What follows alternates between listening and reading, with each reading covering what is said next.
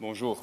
Donc, on est vraiment heureux que Mohamed Omer soit parmi nous, mais malheureusement, comme l'a expliqué Pierre, c'est le seul des 4 Palestiniens de Gaza qu'on avait invité qui a pu être là, ce qui fait comprendre à quel point le siège est vraiment global, puisqu'ils n'ont pas pu sortir par Rafah. On a demandé donc à Ashraf Mashharawi, qui est un réalisateur palestinien, à Raji Sourani, qui est un défenseur des droits de l'homme et un grand avocat palestinien, et à Salem Hamad, qui est un journaliste palestinien, de nous envoyer un statement, un petit message pour nous expliquer ce qui s'est passé. Nous avons leur présentation, nous avons leur témoignage et leur evidence, et donc nous pouvons quand même travailler. Mais en fait, je vais demander à Ewa Jasiewicz, qui connaît très bien Gaza parce qu'elle a vécu là-bas pendant longtemps, de lire le message. So to read the statement of Ashraf, Salem and Raji. Thank you, Frank. So, dear friends, we welcome you from Gaza, the place who is waiting your efforts to bring justice and stopping continued crimes against unprotected civilians here. My colleagues and I, who could not come, were full of hope and determination to come to tell you what we experienced and witnessed during the Israeli military attack against Gaza in July to August 2014. The siege continues since 7 years now and has prevented us to be in between you. I think the story of not being able to come is very important to be shared with you, so you can imagine a sort of feeling of the life under siege. As soon as Mr. Frank Barrett called me on the 27th of August, my colleague and I started to work on getting a visa. First, we needed to find somebody taking our passports from Gaza to Jerusalem, as it is not easy to send them by post. After about a week, we managed.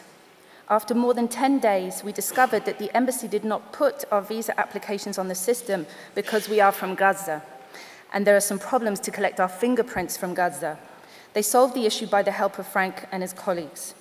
After that, we needed to pressure them to speed up the process of printing the visa on our passports.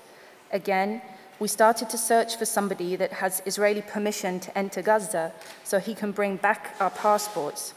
On the 21st of September, after this bureaucratic process, we had our passports with visas. In parallel, we were working to register our names in Rafah crossing so we can leave on Monday, the 22nd of September.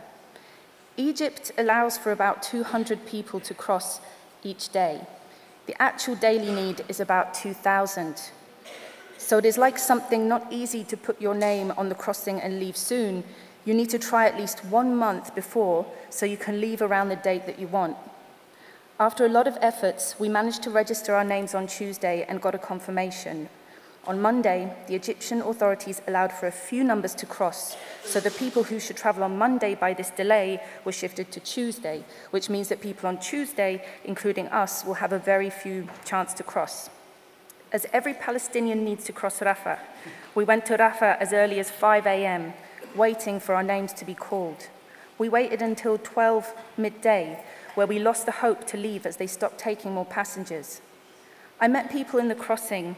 They came for the 5th time waiting for their names and failed due to the big number of people who need urgently to leave. And the reality is that just a very, very small number of people can really cross through Rafah, 10% of the real need. Actually, most of us who are trying to cross have much more important reasons to leave than us. Some of them are near to lose their job abroad. Others are very ill and need urgently to receive special medical care.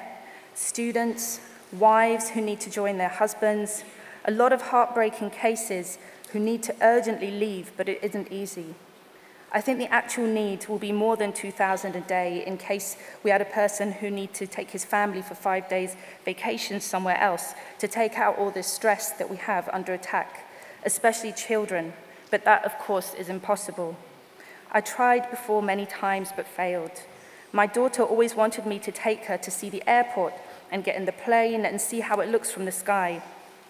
I wanted to make her wish come true, but under siege, this simple wish is impossible, even for one who has a good ability to do that like me. It is good also to know the scenario in case we succeed to cross, how it will be. So we came, this is how it's supposed to be. So we come at 5 a.m., and when everything is going okay, We'll be able to leave the Egyptian crossing side at 3 a.m. We need to wait too much in the border. We have Palestinian passports. We'll be deported by security to Cairo airport who have other nationalities. We'll be allowed to go out and take a taxi. The expected time to reach Cairo airport is about 11 p.m. or later. Then to wait our flight at 4 a.m., then to reach Brussels today at 10:30 a.m., then a direct taxi to you without sleeping for 2 days. Even if we succeed, it will be a suffering journey. I think everybody will recognize the importance to have an airport in Gaza and seaport to finish this type of suffering. And before all of that is to end the siege on Gaza. It is right we could not come, but at least our colleague Mohammed Omar could. Please listen deeply for him and try to do your best in order to stop this man-made suffering for humans in Gaza. Please, it is your responsibility as humans to stop violations and crimes against civilians in Gaza. You and the international community failed twice recently, in 2008, 2009, and in 2012. So more crimes happened in 2014 as the criminal felt that they are free, protected, and nobody will stop them. Remember that every day you fail to bring criminals to their responsibilities, it means more children, women, and innocents will be killed. You succeed in many places like South Africa to stop injustice. I am sure you will succeed here.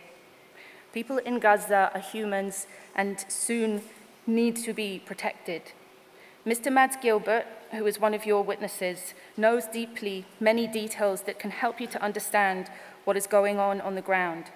He is different from other foreigners who just came for pictures and fast visits, because him and me went down to the ground in every area in Gaza and lived with the people suffering and hear them deeply for a long time and many times in the last 5 years. Please listen to him deeply. He knows a lot. His mind is full of the victims' voices that need to be out of his mind and heart. My deep greeting from Gaza, and like every victim here, I am waiting your humanity. On behalf of my colleagues, Ashraf Mashharawi.